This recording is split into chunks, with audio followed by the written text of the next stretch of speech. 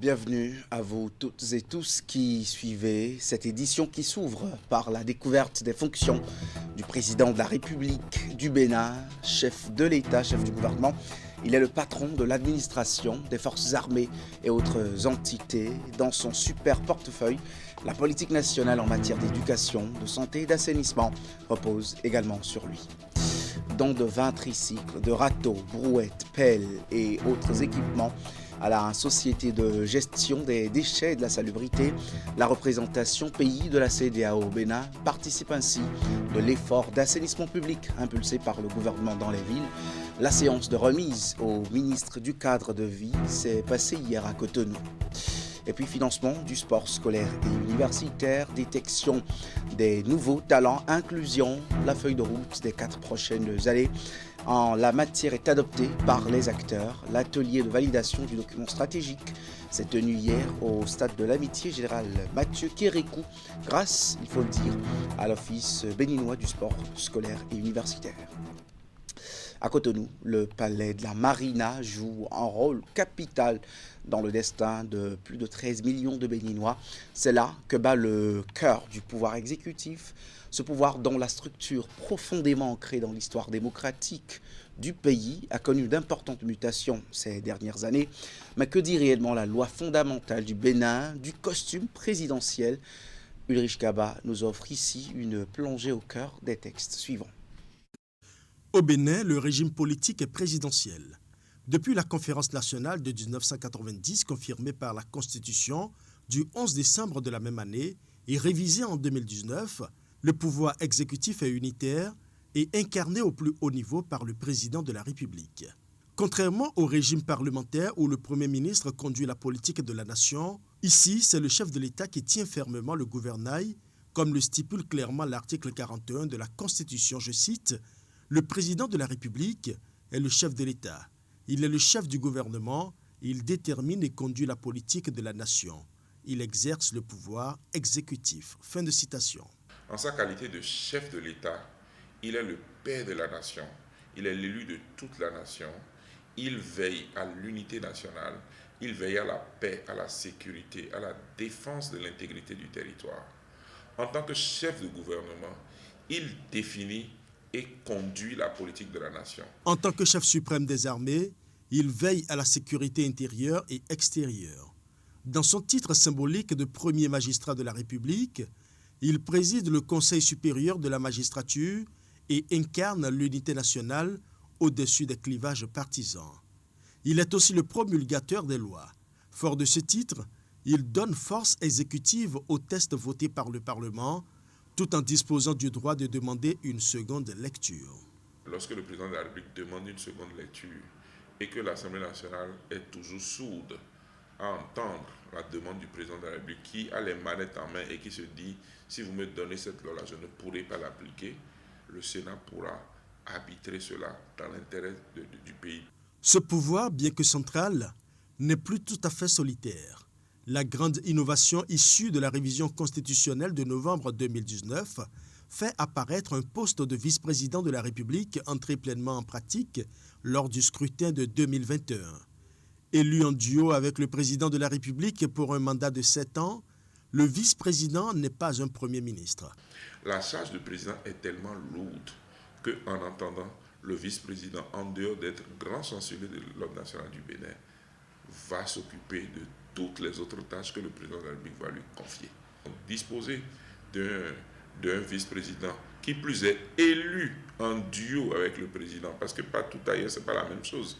Le chef de l'État, chef du gouvernement, a gardé la totalité de ses pouvoirs. Au regard de ces précisions, il faut reconnaître que le pouvoir exécutif au Bénin reste fort, concentré et présidentiel, malgré l'arrivée du vice-président qui apporte une touche de collégialité institutionnelle et un filet de sécurité pour la démocratie au Bénin. Face à la presse ce mercredi, le porte-parole du gouvernement s'offre un dernier échange en exercice avec les professionnels des médias sur les questions d'intérêt commun. Au cours de cette conférence de presse, Wilfried Léandre Rungwiji est revenu sur les performances réalisées par le président sortant. Il confirme que Patrice Talon a effectivement réalisé son rêve, celui d'être porté en triomphe à la fin de son mandat. Voici un extrait de la conférence de presse du porte-parole hier à Cotonou. C'est que conformément à son vœu, éliminer son premier mandat, il est porté en triomphe. J'aime à penser que s'il avait la possibilité, en quittant le palais de la Marina dimanche prochain, d'aller chez lui à pied, il n'arriverait pas à se frayer un chemin pour le faire. Et pourtant, au début, qui aurait imaginé, à part lui-même, dans son intime conviction, qu'il connaîtrait cette fin en apothéose? Ce n'était pas gagné d'avance. Et moi, c'est ce que j'ai envie de retenir. Au-delà des infrastructures gigantesques, et on peut le dire aussi, aujourd'hui on peut se permettre les superlatifs. Je pense que ça a été pharaonique. Maintenant, le successeur qui arrive dans 96 heures, il sait mieux que quiconque, pour avoir été un des artisans de la gouvernance talon du début jusqu'à la fin, il sait ce qui a été fait, il sait ce qui est en cours et il sait ce qu'il reste à faire. Donc, forcément, il sait aussi quelles sont les urgences par lesquelles il peut commencer son magistère. Au cours de cette conférence de presse, le porte-parole du gouvernement est revenu sur les raisons de la prestation de serment du président élu, Romuald Wadagni, à Cotonou. Il explique qu'il s'agit d'un problème d'indisponibilité du stade Charles de Gaulle de Porto Novo, actuellement en chantier. La prestation de serment à Cotonou n'entame en rien, faut-il le préciser, la solennité de cette cérémonie d'investiture du président de la République. Suivons les explications. Le gouvernement a annoncé depuis le 15 octobre 2025 des travaux de réhabilitation du stade Charles de Gaulle à Porto Novo. Charles de Gaulle en attendant le changement de nom. Et les travaux ont commencé. Les études y relatives ont pris un peu plus de temps que prévu. Sinon, dans notre espoir, c'est que les travaux auraient été achevés pour que la cérémonie se tint à Porto Novo comme c'est de coutume. Il se trouve que le cas de force majeure qui se pose à nous, c'est que les travaux ont commencé avec retard et sont en cours. Objectivement, pour la qualité que vous nous prêtez en ce qui concerne notre discipline propre, mais la discipline collective aussi que nous avons imprimée au pays, nous n'aurions pas osé convier des milliers de Béninois sur un espace en chantier. Et c'est la raison pour laquelle, fort heureusement, comme les travaux de réhabilitation de l'esplanade du Palais des Congrès, eux, ont commencé plus tôt, ce n'est pas de même envergure que Porto Novo, autrement dans les mêmes délais, ça ne serait pas achevé, mais ces travaux sont achevés et nous pouvons disposer d'une place non moins noble pour accueillir cette cérémonie. Nous regrettons simplement que les travaux à Charles de Gaulle ne permettent pas à la ville de Porto Novo de vivre cet événement comme elle en a déjà l'habitude. Mais ça n'est que partie remise pour, dans 7 ans, avec le président que nous élirons à cette occasion-là. Interrogé sur la situation qui prévaut actuellement à la Société de radio et télévision du Bénin avec le licenciement de 169 travailleurs, le porte-parole précise d'abord que le gouvernement n'est nullement impliqué dans cette situation. Wilfried Léandre Rumbedji y voit plutôt une situation qui peut arriver dans la vie de toute entreprise. Il déplore tout de même les conditions d'information de plusieurs d'entre ces travailleurs à la dernière minute. Suivant. Il me semble que la SRTB soit une société anonyme qui a des organes de direction, une direction générale, un conseil d'administration.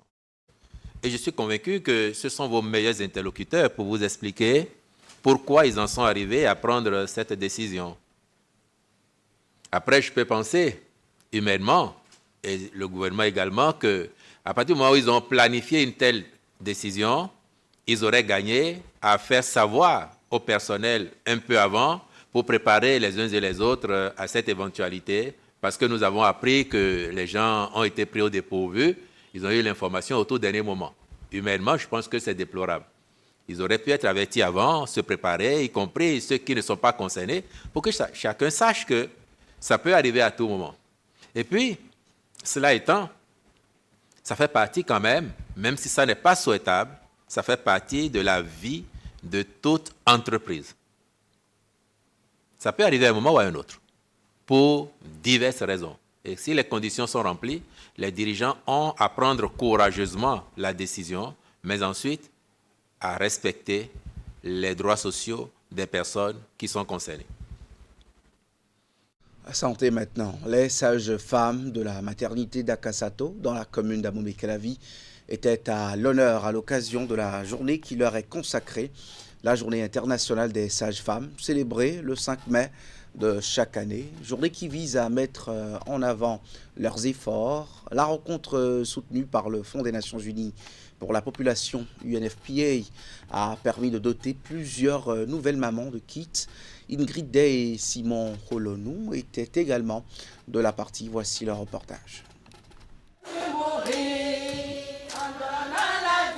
C'est au rythme d'un hymne composé par le soin, symbole de leur unité et de leur vocation, que les sages-femmes de la maternité d'Akasato ont débuté la célébration de leur journée internationale.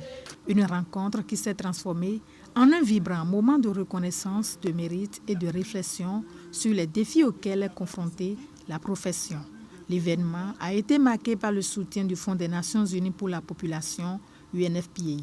À l'occasion donc de la journée internationale de la sage-femme, nous rendons hommage aux sages-femmes piliers du système de santé et nous appelons à un investissement urgent dans leur formation, leur leadership et leur protection. Nous souhaitons également un recours accru aux technologies innovantes et aux outils de diagnostic qui peuvent renforcer leurs compétences. À l'instar de la communauté internationale, le Bénin se penche cette année sur la problématique du déficit d'effectifs, avec pour thème 1 million de sages-femmes de plus. Cette 36e édition souligne l'urgence d'investir dans des ressources humaines pour garantir des accouchements sûrs et réduire la mortalité maternelle et néonatale. Depuis 2016, nous avons recruté 817 sages-femmes. C'est vraiment à saluer, c'est grâce à cela que nous avons pu déployer des sages-femmes partout dans le pays. Toutes les maternités ont aujourd'hui au moins une sage-femme. Vous devez être d'accord avec moi que le ministère de la Santé a pris conscience de l'importance de la présence des sages-femmes aux côtés de nos populations il y a très longtemps et s'y emploie davantage chaque jour.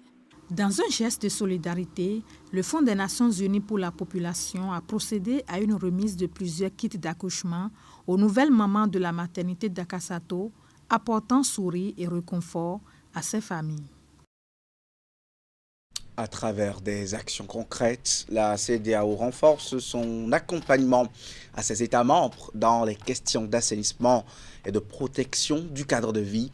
Au Bénin, l'organisation sous-régionale vient de mettre à la disposition du gouvernement un important lot de matériel composé de tricycles, de brouettes, de râteaux, de pelles destinées aux opérations de salubrité et de gestion des déchets. La cérémonie officielle de remise s'est déroulée ce mercredi à la base logistique de la Société de gestion des déchets et de la salubrité SGDS. Reportage. Bien alignés sous le regard des autorités, ces équipements symbolisent un nouvel appui de la CEDEAO aux efforts d'assainissement au Bénin. 20 tricycles, des brouettes, des râteaux et des pelles, désormais mis à la disposition du gouvernement béninois à travers le ministère du Cadre de vie et des Transports chargé du développement durable.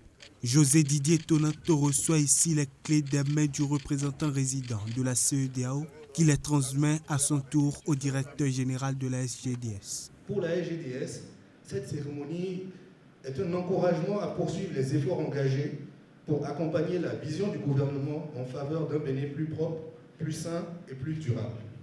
Cet appui vient renforcer les capacités d'intervention des équipes de la SGDS sur le terrain dans les opérations de collecte, d'assainissement et d'entretien du cadre de vie. À travers ce geste, la CEDEAO entend accompagner les politiques publiques de salubrité et améliorer concrètement les conditions de vie des populations.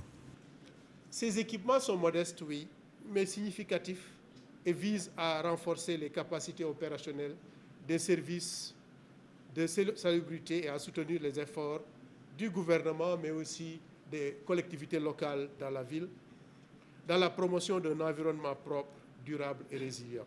En vous remerciant au nom du ministère du cadre de vie et des transports, au nom de toute la communauté qui travaille dans le secteur du cadre de vie et en particulier de la GDS qui va bénéficier directement de ce don symbolique mais ô combien utile, je voudrais souhaiter que ici tout le monde prenne la mesure de la nécessité de continuer les efforts.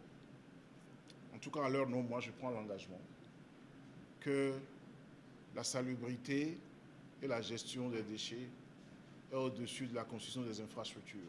Un soutien matériel qui vient ainsi renforcer les efforts de préservation d'un cadre de vie plus sain pour les populations. À quelques petits jours de la fête de Tabaski, les marchés de vente de moutons commencent progressivement à s'animer dans la commune d'Abomey-Calavi. Cette année, vendeurs et acheteurs ne vivent pas la même réalité. Si les commerçants parlent de prix relativement abordables comparativement à l'an dernier, certains clients, eux, dénoncent encore la cherté des bêtes. Sur le site de vente des moutons à Adjagbo, l'affluence reste timide à l'approche de la fête. Voici le constat sur place. À Adjagbo, dans la commune d'Abomey-Calavi, les vendeurs de moutons ont déjà pris position à quelques jours de la Tabaski. Sous les hangars de fortune ou à l'ombre des arbres, chacun tente d'attirer les rares clients présents sur le site. Mais contrairement aux années antérieures, l'ambiance est encore timide. Les clients se font rares et ceux qui viennent prennent du temps avant de se décider. Ah oui, c'est un peu difficile, mais comment on va faire? Ça, là, c'est un sacrifice. Tous les musulmans, ils font programme de ça. Avant, on peut trouver deux, mais si tu n'as pas trouvé deux, il faut payer un. C'est ça. Pour autant, du côté des vendeurs, le constat est tout autre. Selon eux, les prix des moutons ont baissé par rapport à l'année dernière. Nos moutons n'est pas cher. Mouton qui l'année passée, tu vas vendre 80 000, année là, peut-être 70. Ce que tu vas vendre 50 000, année là, 45 tu vas vendre. Parce qu'il n'y a pas l'argent. Ce beau matin, j'ai vendu ça à 65 000. Ça là, au moins 90 000. L'autre là, ça fait 130 000. Le grand là. Les clients ne commencent pas. Les 4, je peux dire les 5, les clients sont déjà payés. Mais ça reste là. Les commerçants expliquent également la faible présence des moutons sur le marché par le départ de plusieurs vendeurs vers les pays voisins où la demande serait plus forte et les bénéfices plus intéressants. À cela s'ajoute une autre réalité, l'achat tardif de moutons et ce par précaution. Les clients, s'il a peu, il ne sait pas là où il va déposer. Il dit que s'il a maintenant à la maison, ça va faire diarrhée, donc ou bien on va voler. Ça quoi, tout le monde s'attend d'abord, ça laisse ça au moins 5 jours, soit 7 jours. Mais nous, on est en train d'amener mes bêtes pour déposer. On nourrit, on est en train d'amener un pépé. Mais ça encore, des choses à la maison, on va encore mener. Mais il y a des manger que nous on donne à mes bêtes, tout va et tout.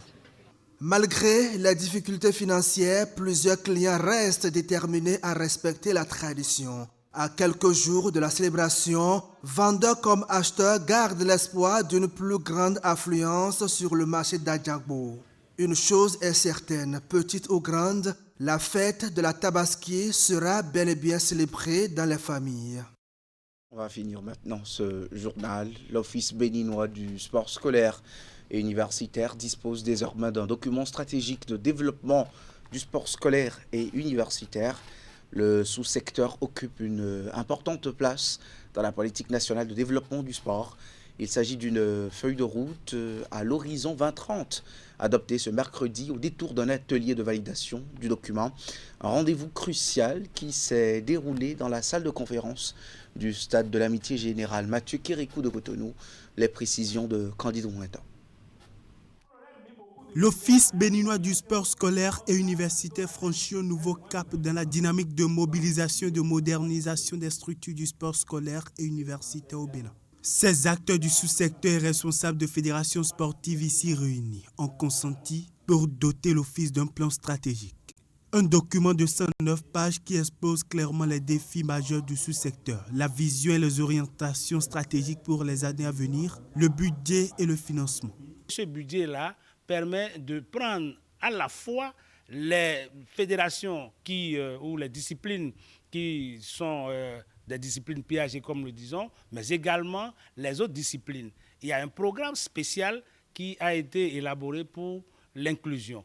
Désormais, dans les activités de l'OBSU, vous allez pouvoir constater la prise en compte donc, de cette frange. Et ceci permet d'avoir une main sur l'ensemble des pratiquants du sport en milieu scolaire et en milieu universitaire. Fruit d'un travail participatif conduit par un comité technique mis en place par l'OBSU, ce document est ici validé après des travaux de plusieurs heures. Il se veut un outil d'orientation pour l'amélioration des infrastructures et équipements sportifs, la détection et l'encadrement des jeunes talents. La validation de ce document représente donc une étape déterminante pour nous et pour notre nation.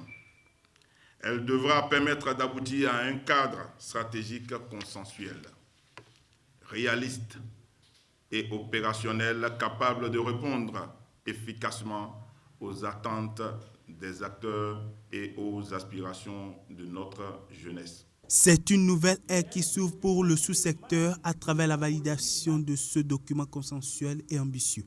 La vision à l'horizon 2030 est d'avoir un sous-secteur structuré, inclusif et performant, contribuant à l'émergence de talents capables de représenter dignement le Bénin sur les scènes nationales et internationales. De l'actualité terminée sur Canal 3. Bénin, merci de l'avoir suivi. L'information est en continu avec l'info continue à 20h précise. Vous retrouvez Wahab Ali Para et ses invités pour décrypter l'actualité du moment. Merci d'être avec nous.